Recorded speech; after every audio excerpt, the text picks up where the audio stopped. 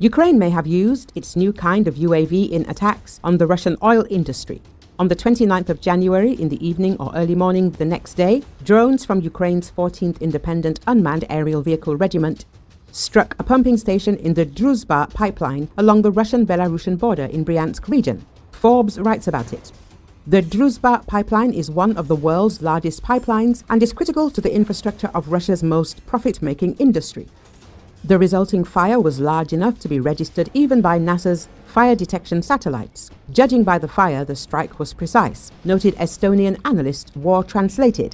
The Ukrainians have been attacking Russian oil for 2 years, but almost all of the strikes have been carried out by drones packed with explosives, which simply fly to their targets by themselves. However, recent UAVs have been bombing the Republic of Bryansk with bombs, according to the popular Mykolaiv Vaniok publick.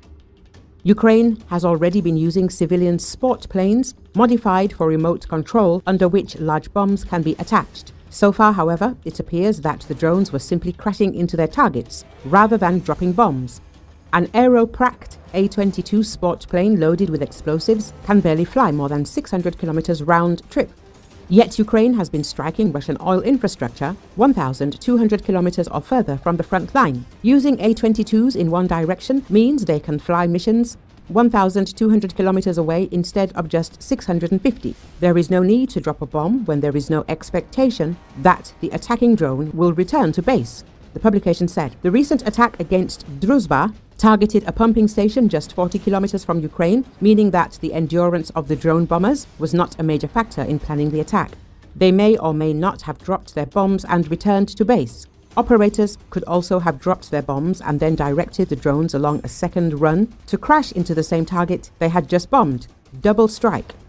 If large Ukrainian drones are capable of dropping bombs underneath, they can also come back up.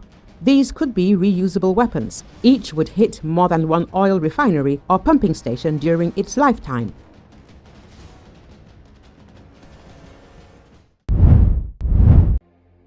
Several cities across Ukraine have come under heavy shelling by Russian missiles and drones overnight on Saturday. According to Associated Press, a residential building in the eastern Poltava region was hit by Russian airstrike early morning on Saturday. State Emergency Service of Ukraine reported that at least 2 people were killed, other 7 were injured, including a child. Another Russian missile struck the historical center of the southern city of Odessa. According to State Emergency Service of Ukraine, 2 people were injured. Regional Governor Ola Kuiper said Norwegian diplomatic representatives were in the epicenter of the strikes at the time. Zaporizhzhia region was also attacked overnight by drones, which damaged homes and infrastructure, Regional Governor Ivan Fedorov said. According to local authorities, no casualties were reported.